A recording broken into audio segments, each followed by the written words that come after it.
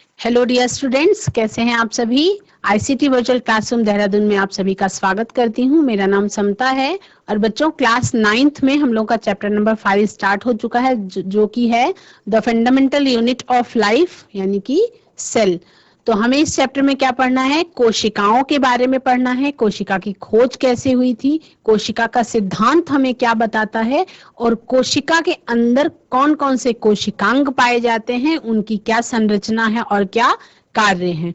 तो चलेंगे smart board की तरफ और कॉन्सेप्ट को क्लियर करने की कोशिश करेंगे। बच्चों, जैसा कि आप लोग पढ़ रहे थे चैप्टर, तो चैप्टर में स्टार्ट क्या हुआ था, the fundamental unit of life. Fundamental unit of life का मतलब कि जब चैप्टर स्टार्ट हुआ तो आपको ये बताया गया कि किसी भी प्रकार के जीव या पेड़ पौधे की जो बिल्कुल मूलभूत इकाई होती है वो क्या होती है, कोशिका होती है।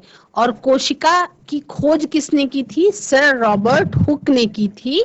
उन्होंने क्या किया था कि एक पेड़ की छाल की पतली सी कॉर्क को अपनी ही बनाए हुए सूक्ष्मदर्शी की सहायता से देखा था। उसमें उनको मधुमक्खी के छत्तों के जैसी छोटी छोटी संरचना दिखाई पड़ी, छोटे छोटे कमरों के जैसी संरचना दिखाई पड़ी और उसी को उन्होंने क्या नाम दिया, सेल्स का नाम दिया। क्या सेल्स का मतलब क्या होता है, एक छोटा कमरा या अ स्मॉल रूम। ठीक है, तो अब उसके बाद कॉन्सेप्ट क्या आता है कि सेल्स की नंबर्स के आधार पे कितने प्रकार के जीव होते हैं। एक तो सेल्स के नंबर्स के आधार पे दो प्रकार के जीव होते हैं, एक कोशिकीय जीव और बहुकोशिकीय जीव, यानी कि यूनिसेलुलर ऑर्गेनिजम्स और मल्टीसेलुलर ऑर्गेनिजम्स। ठीक है, उसके बाद आप लोगों को पढ़ना था कि प्रोकैरियोटिक और यूकैरियोटिक सेल के बारे में। किसके बारे में, प्रोकैरियोटिक और यूकैरियोटिक सेल के बारे में। तो प्रोकैरियोटिक और यूकैरियोटिक सेल के बारे में आप लोग जैसा कि देख रहे हैं स्क्रीन पे, दो अलग अलग कोशिकाएं दिखाई पड़ रही हैं। ये कोशिकाएं जो होती हैं बच्चों, प्रोकैरियोटिक का मतलब इसमें आपका जो न्यूक्लियस है, केंद्रक है, वो अच्छी तरह से डेवलप नहीं होगा, वो क्या कहलाएगी, प्रोकैरियोटिक कोशिका कहलाएगी। और जिसके अंदर झिल्ली के अंदर ठीक तरीके से बंद को केंद्रक होगा, वो क्या कहलाएगी, आपकी यूकैरियोटिक सेल यानी कि यूकैरियोटिक कोशिका कहलाएगी। तो प्रो और यू में एक ये अंतर है कि प्रोकैरियोटिक का मतलब हो गया कि जिसमें न्यूक्लियस अच्छी तरह से डेवलप नहीं होगा, और यूकैरियोटिक का मतलब एक बैग के अंदर फुली डेवलप्ड न्यूक्लियस होगा। ठीक है, उसके बाद सेल्स, आपके चैप्टर के लास्ट में एक टॉपिक है सेल डिवीजन। तो सेल डिवीजन क्या होता है कि cell undergo division to form new cells, जैसा कि कोशिका सिद्धांत बताता है। कोशिका सिद्धांत क्या कहता है कि हर नई कोशिका का जन्म होने के लिए पहले से कोशिका का मौजूद होना जरूरी है। तो नई कोशिकाओं का जन्म कैसे होता है, नई कोशिकाओं का जन्म होने के लिए दो तरीके के कोशिका विभाजन पाए जाते हैं। सेल डिवीजन दो तरीके का पाया जाता है। एक सेल डिवीजन कहलाता है बच्चों माइटोसिस, यानी कि सूत्री विभाजन। तो सूत्री विभाजन क्या होता है कि each cell divides to form two daughter cells, the daughter cells have the same chromosome number as the mother cell. Mitosis का मतलब समसूत्री विभाजन। समसूत्री विभाजन का मतलब कि एक कोशिका से दो कोशिका बन जाएगी और दोनों के अंदर जो क्रोमोसोम्स का नंबर होगा वो सेम रहेगा, मदर सेल के जैसा ही रहेगा। मियोसिस का मतलब अर्धसूत्री विभाजन होता है। तो this type of division is shown by specific cells of the reproductive organs और tissues in animals and plants. These cells divide to form gametes, which after fertilization give rise to new offsprings. In meiosis, 4 cells are produced from a single cell, and the new cells have half the chromosome number than the mother cell. यानी कि जब जनन की प्रक्रिया होती है तो उस समय पे कैसा विभाजन होता है, मियोसिस डिवीजन होता है, यानी कि अर्धसूत्री विभाजन होता है। ठीक, अब कोशिकाओं के बारे में जब हम पढ़ रहे हैं तो हम किस चीज के बारे में पढ़ेंगे, सेल वॉल के बारे में, प्लाज्मा मेम्ब्रेन के बारे में और साइटोप्लाज्म के बारे में। सेल के जो बेसिक कंपोनेंट्स होते हैं वो क्या क्या होते हैं, हमें उनके बारे में जानना है। तो जो सेल मेम्ब्रेन होती है बच्चों, वो आउटर मोस्ट कवरिंग होती है एनिमल सेल की, और ये सेल वॉल के अंदर होती है। तो प्लांट और एनिमल सेल में ये फर्क होता है कि जो प्लांट सेल होती है उसमें सेल वॉल पाई जाती है और एनिमल सेल में सेल वॉल नहीं पाई जाती है। हम प्लाज्मा मेम्ब्रेन के बारे में पढ़ेंगे। इन एनिमल सेल्स जिनमें क्या होता है, लैक होता है, सेल वॉल प्रेजेंट नहीं होती है। The cell membrane is the outer most covering. जो सेल मेम्ब्रेन होती है वो किसी भी सेल की सबसे बाहरी परत होती है, आउटर मोस्ट कवरिंग होती है। It acts as a barrier between the internal cell machinery and the harsh external environment, hence it functions as a protecting agent. तो जैसे कल मैंने आपको बताया था कि plastic bag with pores, basic structure of plasma membrane क्या है, सिंगर एंड निकोलसन ने 1972 में एक फ्लूइड मोज़ेक मॉडल दिया था। उसमें इन्होंने क्या किया था, प्लाज्मा मेम्ब्रेन के स्ट्रक्चर को डिफाइन किया गया था इसमें। तो प्लाज्मा मेम्ब्रेन किस चीज से बनी होती है, लिपिड से और प्रोटीन से मिलकर के बनी होती है। जो प्लाज्मा मेम्ब्रेन होती है वो किस चीज से मिलकर बनी होती है, लिपिड और प्रोटीन से मिलकर के बनी होती है ना। तो प्लाज्मा मेम्ब्रेन किससे मिलकर बनी होती है, लिपिड और प्रोटीन से मिलकर के बनी होती है, ठीक है। तो इसमें जैसे आप डायग्राम देख रहे हैं, प्लास्टिक बैग विद पोर्स, तो इसको समझने के लिए कि प्लाज्मा मेम्ब्रेन सेल मेम्ब्रेन कैसे होती है, इमेजिन करिए एक बड़ा प्लास्टिक बैग जिसमें बहुत बारीक बारीक पोर्स होते हैं, यहाँ बहुत बारीक बारीक पोर्स होते हैं उसकी सरफेस पे। This bag contains all the cellular contents including the organelles and keeps them separate from the outside environment. जैसे जब आप बाजार जाते हैं तो प्लास्टिक के थैले में अलग अलग सामान होता है और वो किसी बड़े प्लास्टिक के थैले में होता है, तो बिल्कुल उसी तरह से आप इजीली समझ सकते हैं एक कोशिका की संरचना को, कि इसमें क्या होती है, the pores present on the surface allow the entry and exit of this only some molecules. The cell membrane is extremely delicate, thin and elastic. मैंने आपको बताया था कि अगर गुब्बारे के अंदर कुछ थर्माकोल की बॉल्स डाल दी जाएं और गुब्बारे के अंदर पानी भर दिया जाए तो उसकी जिस तरीके की संरचना होगी, लगभग लगभग वैसी ही संरचना आपके सेल की होती है। It surrounds the cytoplasm and regulates the movement of substances into and out of the cell. This means that the cell membrane allows only certain substances. कुछ ही सब्सटेंस होते हैं जिनको एंटर और एग्जिट करने देती है, इसीलिए ये क्या कहलाती है, सेलेक्टिवली परमिएबल मेम्ब्रेन होती है। सेलेक्टिवली परमिएबल मेम्ब्रेन का मतलब है कि प्लाज्मा झिल्ली जो होती है वो कुछ इस तरीके की होती है कि कुछ सिलेक्टेड चीजों को ही अपने आर पार आने जाने देती है, ठीक है। तो इसीलिए क्या कहलाती है, सेलेक्टिवली परमिएबल मेम्ब्रेन होती है। अब इसका प्लाज्मा मेम्ब्रेन का फंक्शन क्या है, it protects the cellular organelles from the outside environment. अगर कोशिका, जैसे एक कोशिका को हम एक कोशिका कैसे मानेंगे, अगर प्लाज्मा झिल्ली नहीं होगी तो कोशिका का डिफरेंशिएशन नहीं हो सकता है। तो प्लाज्मा झिल्ली क्या करती है, it protects the cellular organelles from the outside environment, यानी बाहरी वातावरण से अंदर की कोशिकांगों को बचाने के लिए कौन जिम्मेदार होता है, प्लाज्मा झिल्ली उसके लिए जिम्मेदार होती है। और it selectively allows molecules to move into and out of the cell, यानी कि ये चयन करती है, चयनात्मक परासरण होता है इसमें, ये चयन कर लेती है कि कौन से मॉलिक्यूल्स कोशिका के अंदर आएंगे और कौन से मॉलिक्यूल्स कोशिका के अंदर नहीं आएंगे, है ना। तो इसीलिए इसको क्या कहते हैं, वर्णात्मक पारगम्य झिल्ली कहते हैं, इसको सेलेक्टिवली परमिएबल मेम्ब्रेन इसीलिए कहते हैं, ठीक है।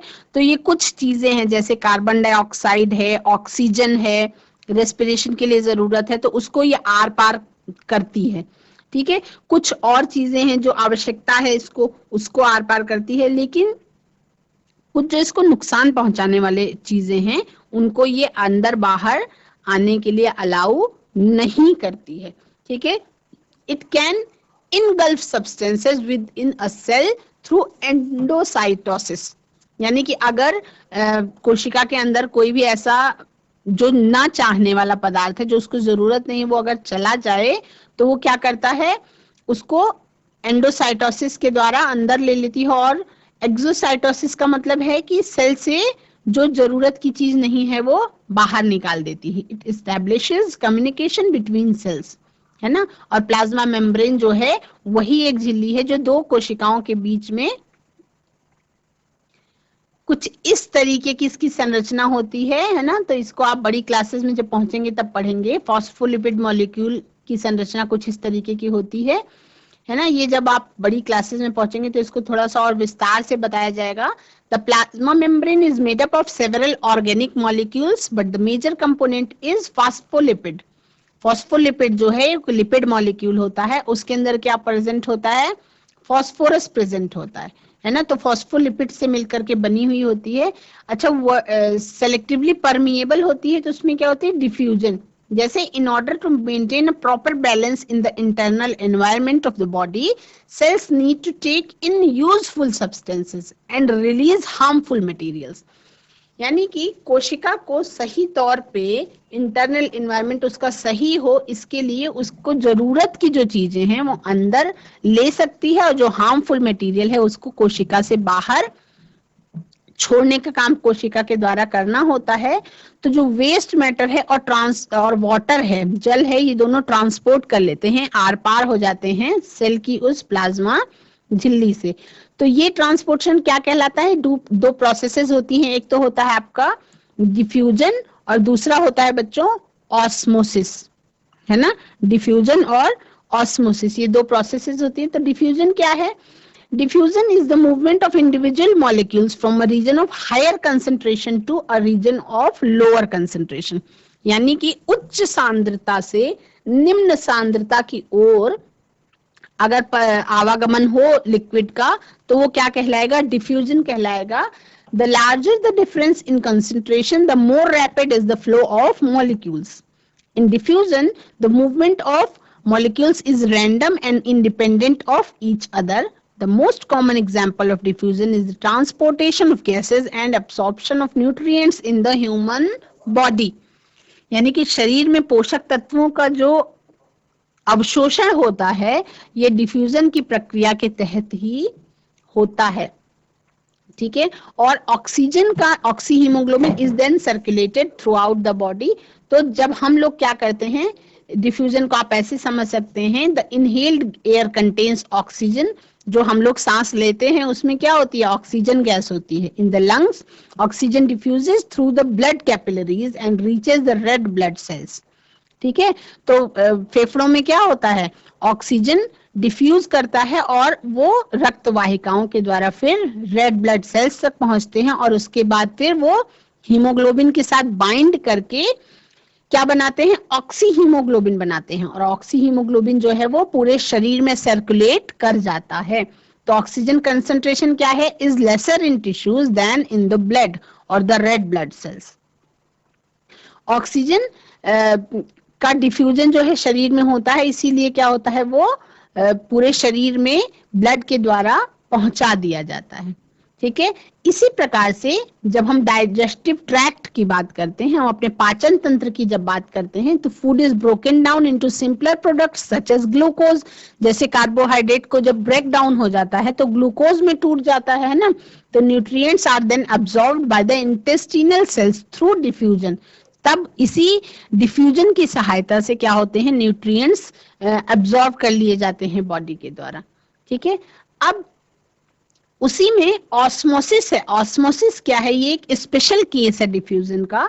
इसमें क्या होता है कि दो सॉल्यूशंस जो इसमें डिफरेंट कंसंट्रेशन होता है, ये सेमी परमिएबल मेम्ब्रेन के द्वारा क्या किए जाते हैं, सेपरेट कर दिए जाते हैं।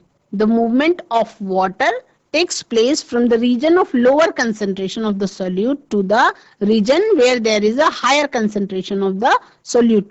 तो इसके लिए आप सूखी किशमिश का एग्जाम्पल ले सकते हैं कि मान लीजिए आप सूखी किशमिश और खुमानी को क्या करें, केवल पानी में रखें और कुछ समय के लिए वहां पे छोड़ दें और उसके बाद उसको क्या करें, शक्कर के विलयन में रखें या शरबत में डाल दें, तो आप क्या अंतर देखेंगे, जब उसको जल में डाला जाएगा, जब उसको पानी में डाला जाएगा तो वो पानी को अपने अंदर ले लेगी और क्या होगी, किशमिश फूल जाएगी। लेकिन वही फूली हुई किशमिश अगर उसको शरबत में डाल दिया जाए तो वो क्या करेगी, पानी को बाहर निकाल देगी और फिर क्या हो जाएगी, सिकुड़ जाएगी। ठीक है, in other words the movement of the solvent takes place from the region where its concentration is higher to the region where its concentration is lower, है ना। तो ये परासरण का तरीका हो गया। इसमें क्या है कि देखिए, जैसे मान लीजिए ये है, इसमें हायर वाटर कंसंट्रेशन है ना, तो हायर वाटर कंसंट्रेशन से ये लोअर वाटर कंसंट्रेशन की तरफ भाग रही है। तो यहाँ बीच में क्या है, सेमी परमिएबल मेम्ब्रेन है, ये है सॉल्यूट, और जिसमें घुला हुआ है वो क्या कहलाता है, सॉल्वेंट कहलाता है। तो significance of osmosis in living organisms, plant roots absorb soil water through osmosis. तो प्लांट्स जो हैं वो ऑस्मोसिस के द्वारा जड़ों से पानी को क्या करते हैं, खींचते हैं। Water concentration is higher in soil than in root cells. Water moves from the soil to the cells. Water is reabsorbed in the tubules of nephrons of the kidney through osmosis. तो osmosis की प्रक्रिया, अब इसमें क्या अंतर है, diffusion और osmosis दोनों में क्या अंतर है कि डिफ्यूजन जो होता है, डिफ्यूजन में solute molecules move across a concentration gradient, और ऑस्मोसिस में क्या होता है, water molecules move across a concentration gradient. ठीक, लेकिन डिफ्यूजन में क्या है, it does not require a semi permeable membrane, लेकिन ऑस्मोसिस में सेमी परमिएबल मेम्ब्रेन की जरूरत होती है। तो अब आइसोटोनिक सॉल्यूशन और हाइपोटोनिक सॉल्यूशन के बारे में अगर आप पढ़ें, 3 बीकर लें, 3 बीकर में आप किशमिश, कुछ किशमिश के दाने अपने पास रखें और उस पर pour pure water hypotonic solution in the first beaker and isotonic solution in the second beaker and highly concentrated solution in the third beaker. तीनों बीकर्स में, एक में आप सादा पानी लें, एक में थोड़ा चीनी वाला और एक में ज्यादा चीनी वाला पानी ले लें। तो उसके बाद क्या देखेंगे कि पहले बीकर में क्या हो जाएगी, किशमिश फूल जाएगी, स्वोलन अप हो जाएगी। दूसरे बीकर में क्या होगी कि किशमिश में कोई अंतर नहीं आएगा, लेकिन जो तीसरा बीकर होगा उसमें क्या होगी, किशमिश सिकुड़ जाएगी। ठीक है, तो वो क्यों होगा इस तरह से, वो इसीलिए होगा क्योंकि किशमिश के अंदर जो है वो चीनी की सांद्रता ज्यादा है, यानी मिठास ज्यादा है, और पानी में वो जब हाइपोटोनिक सॉल्यूशन में क्या होगा कि मिठास बाहर को आएगी और किशमिश फूल जाएगी, और हाइपरटोनिक में क्या होगा कि चीनी उसकी, उसमें अंदर जो चीनी वो जल को रिलीज कर देगी, तो वहां पे क्या होगी, किशमिश सिकुड़ जाएगी। ठीक है, तो osmosis is a special kind of diffusion. Diffusion refers to the movement of the particles of a substance from a region where their concentration is higher to a region where their concentration is lower. अब इसको पढ़ने के बजाय अगर आप घर में ये एक्टिविटी करके देखते हैं, क्योंकि बहुत इजी है, इसमें किसी खास चीज की जरूरत नहीं है, केवल किशमिश के दानों की जरूरत है। मान लीजिए आपके पास 4-5 दाने किशमिश के ही मिलते हैं, तो आप इस एक्टिविटी को घर में इजीली करके देख सकते हैं। उसमें क्या करेंगे आप कि 2 कटोरियां लेंगे, कटोरियों में एक में शरबत डालेंगे और एक में क्या करेंगे, सादा पानी डालेंगे। फिर 4-5 दाने जो आपके पास किशमिश के हैं उसको लेंगे, किशमिश को आप 4-5 दानों को सादे पानी में डालेंगे, थोड़ी देर के लिए छोड़ेंगे, किशमिश क्या होगी, फूल जाएगी। ठीक है, उसके बाद क्या करेंगे, उसी फूली हुई किशमिश को क्या करेंगे, शरबत मतलब थोड़ा सा चीनी उसमें ज्यादा रहेगा, सांद्रता चीनी की उसमें ज्यादा रहेगी, और उसको चीनी वाले उसमें डालेंगे, तो क्या होगी, वही किशमिश जो फूली हुई थी वो सिकुड़ जाएगी वापस से। तो क्या होगा, पहले में क्या कर रही है, वो वाटर को एब्जॉर्ब कर रही है पहली वाली कटोरी में, और दूसरी वाली कटोरी में वो क्या कर रही है, वाटर को रिलीज कर रही है ना। तो इस तरह से ये प्रैक्टिस आप घर पे कर सकते हैं और ये बहुत आसान तरीके से आपको समझ में आ जाएगी। ठीक है, अब हमें बात करनी है बच्चों सेल वॉल के बारे में, कोशिका भित्ति के बारे में। ठीक है, आप सबने प्लाज्मा मेम्ब्रेन के बारे में जान लिया, उसका फंक्शन जान लिया। तो अब हमें बात करनी है सेल वॉल के बारे में। तो जैसा कि मैंने अभी आपको पहले बताया था कि in animal cells the plasma membrane is the outer most covering, in plant cells however the outer most covering is the cell wall. मतलब जो प्लांट सेल होते हैं, जो पौधों की कोशिकाएं होती हैं, उसमें कोशिका भित्ति पाई जाती है, और जो जंतु कोशिकाएं होती हैं उसमें कोशिका भित्ति क्या होती है, प्रेजेंट नहीं होती, एब्सेंट होती है। ठीक है, तो कोशिका भित्ति जो है वो प्लाज्मा मेम्ब्रेन से थोड़ा रिजिड संरचना होती है। आपको ये जान के आश्चर्य होगा कि जो कोशिका भित्ति है वो केवल प्लांट सेल में ही मौजूद होती है, जंतु कोशिका में कोशिका भित्ति नहीं पाई जाती। और यही मेन डिफरेंस है, सेल वॉल प्लांट सेल में प्रेजेंट होती है और एनिमल सेल में सेल वॉल प्रेजेंट नहीं होती है। तो अगले सेशन में, क्योंकि सेल वॉल के बारे में पूरा पढ़ाना आज के सेशन में मुश्किल है, तो अगले सेशन में हम सेल वॉल के बारे में पूरा पढ़ेंगे। बच्चों, आज की क्लास में आप सभी ने डिफ्यूजन और ऑस्मोसिस की प्रक्रिया के बारे में जाना। तो उसके लिए मैंने आपको बताया कि साधारण तौर पे आप घर पे किशमिश का एग्जाम्पल लेकर के इस प्रक्रिया को करके देख सकते हैं, और उससे आपको सिलेक्टिवली परमिएबल मेम्ब्रेन किस तरह से काम करती है, डिफ्यूजन कैसे होता है, ये आप ऑस्मोसिस और डिफ्यूजन की प्रक्रिया भी सीख सकते हैं। That's all for today. Have a nice day, take care, bye.